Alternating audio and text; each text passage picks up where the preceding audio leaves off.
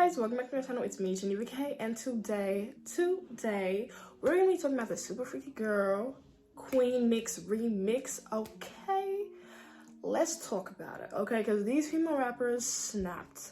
Let me tell you something. Nicki did her thing. I wasn't even expecting a second verse from her, but Roman had to slide back out. Roman had to really back out at the end, like, get it, Roman. I was like, get it. I love the end when she was like, I ain't gotta beg for sympathy from the media, idiot, bumble clot, like blood clot. Girl, I love it, okay? I didn't even know it was out, and then my sister played it on her phone. I'm like, hold up, that beat sounds familiar. Don't tell me that is the Super Freaky Girl Queen Mix remix you're playing right now. And she just kept playing and she was telling me who's on the song. I'm like, girl, I'm really surprised. But it was a little too late for that. I was like, girl. But it's fine, I listened to it immediately afterwards. Whoa, let's do a quick pause. Look at this makeup. Look at this beat, look at this face. I just came from church, and yes, I'm slaying. Like, guys, I'm still obsessed with this chocolate brown hair color on me. Like, it just vibes with my skin tone. I'm living. Sometimes it looks like more of a reddish, sometimes it looks orangish, but girl, it is popping from this lighting, okay? Anyways, let's get back into the video. JT killed. JT, baby. JT slayed. I can't even say the couple lines on her verse because it's that explicit, but girl, JT killed it. And her little Roman thing at the end, like, JT is like a rapper. Like, she's a rapper, okay? Like, imagine if she, you know, asked some of the girls that didn't write their songs. They'll be scrambling.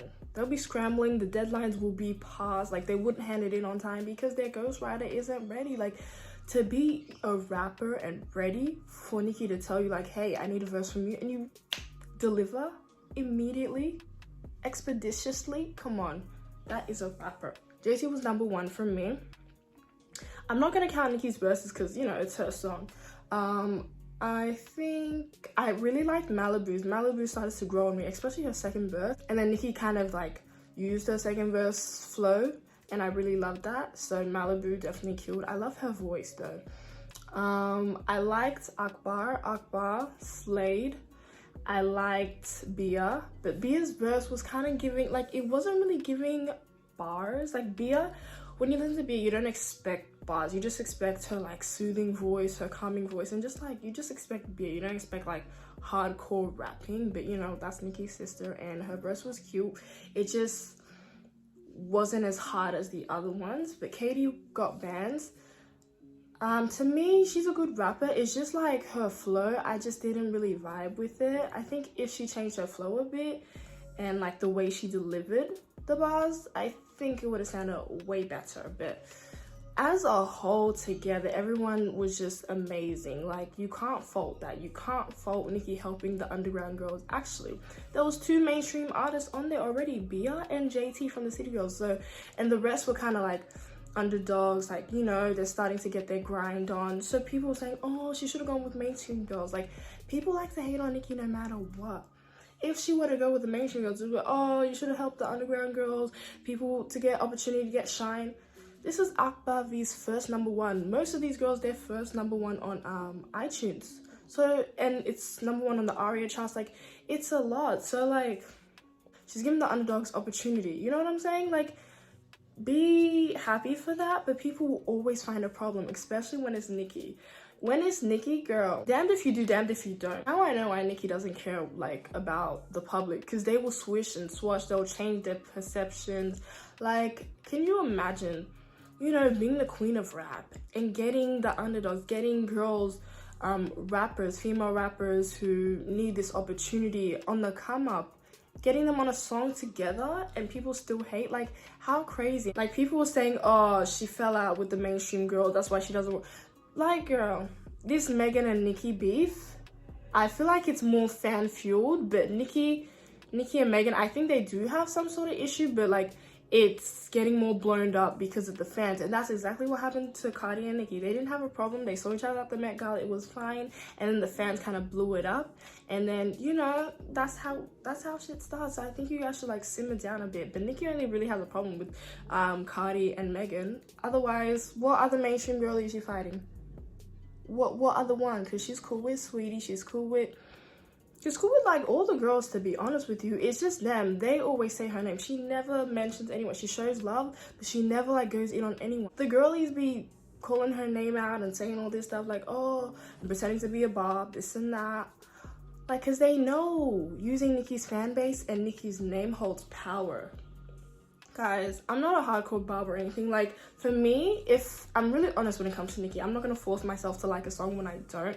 So when she comes up with a new song, I either like it or I don't, and I just leave it at that. But this Super Freaky Girl Queen mix was the ish, okay? I've been listening to it non-stop. Like, this song is amazing. Like, I love everyone's verse. It just kills. Like, I'm so proud of Nicki. Like, she's been collaborating with female artists. She's collaborated with Bia, Coi Leray, Megan, Cardi, Foxy, Little Kim, twice actually. She did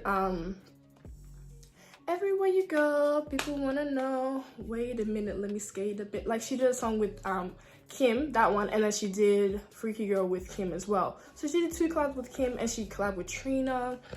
She's been collabing with female artists, and y'all just kind of throw it away. When she collabed with Coi Leray, they were saying, oh, she's using her for clout. When she collabed with the new girls, it's like, oh, she's using them for clout. When she collabs with the underdogs, oh, she's fallen out with the main girl, so that's why she... Like, girl, you never win. You can never win. I couldn't imagine myself a celebrity because, like, damn, guys, like, what do you want? Like, what do you actually want? What would make you happy at this point? Because it's like everything nitpick. Literally nitpick. Like, girl, just slow down. Like, not everything has to be a problem. Just accept it. It's a new female collaboration, female rap unity. Glorilla came out with the FNF remix with Lotto and JT. Like, okay, if the song had Lotto and like Sweetie and all these mainstream girlies, I know people would say something. Like, you don't want to keep seeing reoccurring art. Like, they're already mainstream, you know? Like, they can't really benefit off this. I mean, the thing is, they can benefit off the opportunity to work with Nicki and collab. They'll get their name more out there, but the underdogs will really get a push and really get eyes looked at on them. So I think they deserve it a bit more. But she did say a part 2 is coming, so maybe she'll include the mainstream girlies. Like, that's what happens. You guys talk too quick, talk too much, and it just gets crazy because you guys don't even know what's happening for real. That's the real problem. You guys don't even know what's happening for real. You talk too much, and then watch part 2 is gonna come out and you guys will have a problem with that. It's like, girl, but the song is already #1, child. And you know, this is Nicki's year. I mean, the year's almost ending, but this is Nicki's year. I think even next year is gonna be her year as well. Like, girl, she is going to slay.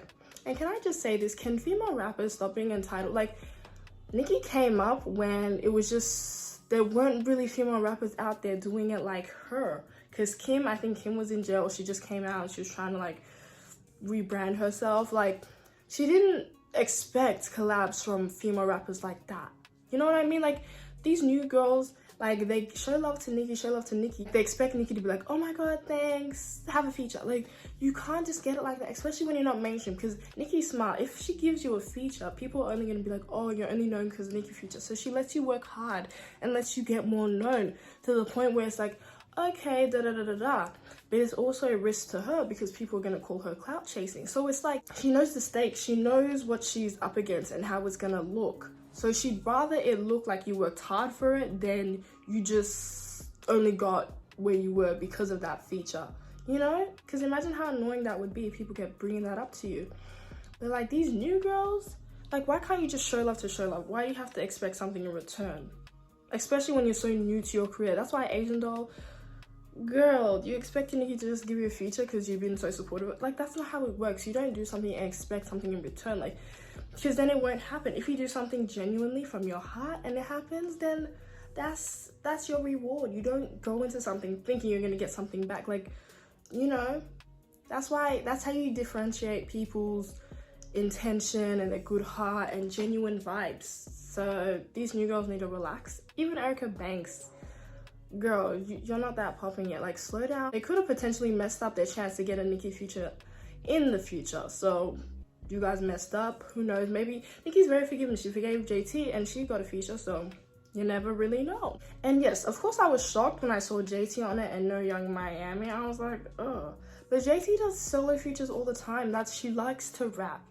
You know, Carisha does her own thing with Carisha Please and all her other opportunities, and JT just likes to focus on rap, get her checked, and keep it pushing. Like, you know, maybe Carisha's on the part 2, you never know. Like, that's why you guys don't talk too much, talk too quick, because it's like, you never know what's happening BTS, okay? Thank you so much for watching this video. I just wanted to come give you guys a little snippet, a little chit-chat talk, because this was just on my mind, you know? I had to shout out this Queen mix because I'm living. Plus, I just came from church and the makeup was still slaying, okay? The makeup was still slaking.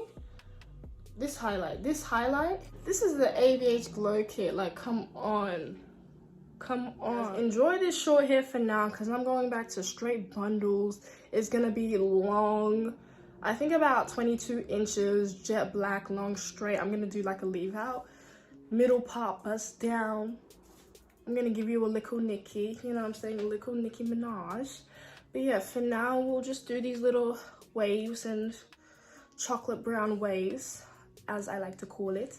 But yeah, guys, thank you so much for watching. I really appreciate it. Leave a comment down below who was your favorite verse. Like this video and don't forget to subscribe. And I'll see you in the next one. Bye.